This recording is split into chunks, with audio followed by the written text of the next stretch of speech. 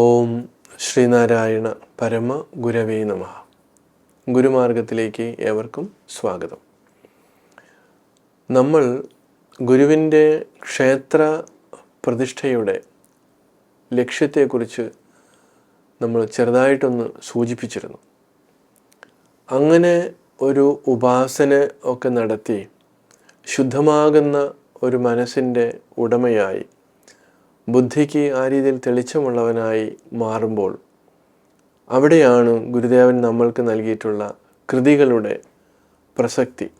ശ്രീനാരായണ ഗുരുദേവൻ 64ഓളം കൃതികൾ, അതിൽ കൂടുതൽ കൃതികളുണ്ട് നമുക്ക് കണ്ട് കിട്ടിയിരിക്കുന്നത്. ഈ കൃതികളിലൂടെ ഗുരു സ്തോത്രകൃതിയാണെങ്കിലും ശരി, പ്രബോധനാത്മകമായിട്ടുള്ള കൃതികളാണെങ്കിലും ശരി, ദാർശനിക കൃതികളാണെങ്കിലും ശരി, ഒറ്റ പോയിന്റിലേക്കാണ് ഗുരു വിരൽ ചൂണ്ടുന്നത്. സ്തോത്രകൃതികളൊക്കെ നമ്മൾ വായിക്കുമ്പോൾ അറിയാം. ഇപ്പോൾ സുബ്രഹ്മണ്യനെ കുറിച്ച് പറയുകയാണെങ്കിലും അതിനകത്ത് ശുദ്ധമായിട്ടുള്ള ബ്രഹ്മവിദ്യ ഗുരു അവിടെ സന്നിവേശിപ്പിച്ചിരിക്കുന്ന അറിയാം. അപ്പോൾ എൻ്റെ ചിന്തയുടെ സന്താനമാണ് നീ എന്ന് സുബ്രഹ്മണ്യനോട് പറയുന്നതിന് യാതൊരു ഭയമോ യാതൊരു സങ്കോചമോ ഗുരു കാണിക്കുന്നില്ല. കാരണം ഈ നമ്മൾ ഉണർന്നിരിക്കുമ്പോൾ നമ്മുടെ ചിന്തയുടെ, കാരണം ദൃശ്യത്തിൽ ഉള്ളതാണ് ഈ നാമരൂപങ്ങളെല്ലാം. അപ്പം അത് ഒരു ഉപാസനയിലൂടെ മനസ്സിൻ്റെ ആ ഒരു ഉയർന്ന തലത്തിലേക്കൊക്കെ വരുമ്പോഴാണ് അത്രമാത്രം ശക്തിയോടെ നമുക്കത് പറയാൻ പറ്റുന്നത്. അതുവരെ അത് പറയാൻ പറ്റില്ല. എന്തിനു പറയുന്നു? നമ്മളുടെ രാമകൃഷ്ണ പരമഹംസർ ഉൾപ്പെടെ കാളിയെ ഉപാസിച്ച് എല്ലാ സ്ഥലത്തും കാളിയാണ്, അദ്ദേഹം എല്ലായിടത്തും കാണുന്നത് കാളി തന്നെയാണ്. അങ്ങനെ ഒരു അവസ്ഥയിലാണ് തോതാപുരി എന്നുള്ള ഒരു ജ്ഞാനി വരികയും രാമകൃഷ്ണന് ഈ ജ്ഞാനോപദേശം കൊടുക്കുകയും ചെയ്തു. അപ്പോൾ ഈ കാണുന്നതൊക്കെ ദൃശ്യമാണ് എന്ന് പറഞ്ഞപ്പോൾ ആദ്യം അദ്ദേഹത്തിന് അത് ഉൾക്കൊള്ളാൻ പറ്റിയില്ല. കാരണം ദൃശ്യം എപ്പോഴും മാറിക്കൊണ്ടിരിക്കുന്ന, മനസ്സ് ഏകാഗ്രപ്പെടുന്നതനുസരിച്ചിട്ട് ഇതെല്ലാം പല രീതിയിൽ ഇങ്ങനെ കണ്ടുകൊണ്ടിരിക്കും. ഒരേ ചൈതന്യം തന്നെയാണ് ഈ രീതിയിലും ഭാസിക്കുന്നത് എന്ന് തിരിച്ചറിയുക എന്നുള്ളത്, അതിന് അവിടെ ഒരു ഗുരുവിൻ്റെ ആവശ്യം വന്നു. ഇപ്പോൾ ഇവിടെ ശ്രീനാരായണ ഗുരുദേവനോ എൻ്റെ ചിന്തയുടെ സന്താനമാണ് നീ.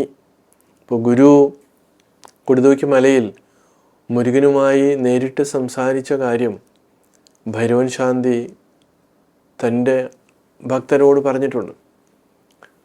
അപ്പോൾ അങ്ങനെ നടന്ന സംഭവമാണ്. ഇപ്പോൾ രാമകൃഷ്ണൻ ദേവൻ കാളിയെ നേരിട്ട് കണ്ടു, സംസാരിച്ചു എന്നൊക്കെ പറയുമ്പോൾ അത് മിക്കവാറും എല്ലാവർക്കും അറിയാം. പക്ഷേ ശ്രീനാരായണ ഗുരുദേവൻ ഇങ്ങനെ കണ്ടിട്ടുണ്ട്, സംസാരിച്ചിട്ടുണ്ടെന്നുള്ളത് പലർക്കും അറിയില്ല. ഇനി ചിലരിതിനെക്കുറിച്ച് കൃത്യമായിട്ട് അറിയാത്തത് കൊണ്ട് അദ്വൈതിയായ ഗുരു എങ്ങനെയാണ് ഒരു ദേവതയോട് ഇങ്ങനെ സംസാരിച്ചു, അതിനെക്കുറിച്ചൊക്കെയുള്ള പല വിഷയങ്ങളും നടക്കുന്നുണ്ട്. അപ്പോൾ ഗുരുവിൻ്റെ സന്തത സഹചാരിയായിട്ടുള്ള ഭൈരവൻ ശാന്തി സ്വാമികൾ കൂടെ ഉണ്ടായിരുന്നു.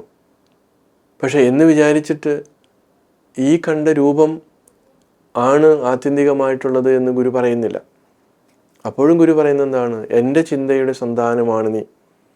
കാരണം എൻ്റെ മനസ്സിൽ വരുന്നതാണ്, ഞാൻ അതിനും സാക്ഷിയായിരിക്കുന്ന ആ സത്താണ്, പ്രകാശസ്വരൂപമാണ്, അതുതന്നെയാണ് നീയും എന്നുള്ള അദ്വൈതത്തിൻ്റെ തലത്തിലേക്ക് ആണ് ഗുരു നമ്മെ കൈപിടിച്ച് ഉയർത്തുന്നത്. അതുകൊണ്ട് അദ്വൈതിയായിട്ടുള്ള അല്ലെങ്കിൽ ജ്ഞാനിയായിട്ടുള്ള ഒരു മഹാത്മാവിന് ഇങ്ങനെയൊക്കെ നാമരൂപങ്ങൾ കാണുമ്പോഴും പല ദൃശ്യങ്ങൾ, പല അനുഭവങ്ങൾ ഉണ്ടാകുമ്പോഴൊക്കെ അവർക്ക് സംശയമില്ല, ഇതെല്ലാം എൻ്റെ ദൃശ്യങ്ങൾ മാത്രമാണ്, ഞാൻ അതിനും സാക്ഷിയായിരിക്കുന്നതാണ് എന്നുള്ള ആ ബോധ്യം ഉണ്ടാകുകയാണ്. അപ്പം നമ്മൾക്ക് ഓരോരുത്തർക്കും ആ രീതിയിൽ, കാരണം എല്ലാ സ്ഥലത്തും നിറഞ്ഞു നിൽക്കുന്ന ആ ചൈതന്യം തന്നെയാണ് ഓരോരുത്തരിലും കുടികൊള്ളുന്നത് എന്നുള്ള ആ അറിവ്, അതാണ് ശരിക്കുള്ള സാക്ഷാത്കാരം എന്ന് പറയുന്നത്. അങ്ങനെ തിരിച്ചറിയുന്ന ഒരാൾ ജീവൻ മുക്തനാണ്. അയാളെ സംബന്ധിച്ചിടത്തോളം ആരോടും അയാൾക്ക് വിദ്വേഷമില്ല, പകയില്ല, ഒന്നുമില്ല. പക്ഷേ അങ്ങനെ അറിവില്ലാത്ത അതുകൊണ്ടാണ് ഇപ്പം എത്രയോ ദൈവങ്ങളെക്കുറിച്ച് ഒക്കെ ഓരോരുത്തരും അവകാശപ്പെടുമ്പോഴും തൻ്റെ ഈ ദൈവം മാത്രം, ഈ രൂപം, ഈ നാമം മാത്രം ശരി എന്ന് ശഠിക്കുന്ന ആളുകൾ എത്രമാത്രം ഈ ലോകത്ത് നിലനിൽക്കുന്നുവോ അത്രമാത്രം സംഘർഷങ്ങളും നിലനിൽക്കുമെന്നുള്ളതാണ്.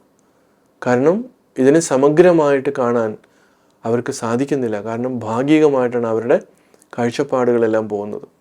അപ്പോൾ ആ ഭാഗികമായിട്ടുള്ള മുൻവിധിയോടുകൂടിയുള്ള ആ കാഴ്ചപ്പാടുകളെ മാറ്റി നമ്മൾ യഥാർത്ഥത്തിൽ എന്താണോ സത്യമായിട്ടുള്ളത് അതിനെ നമ്മൾ തിരിച്ചറിയുക എന്നുള്ളതാണ്.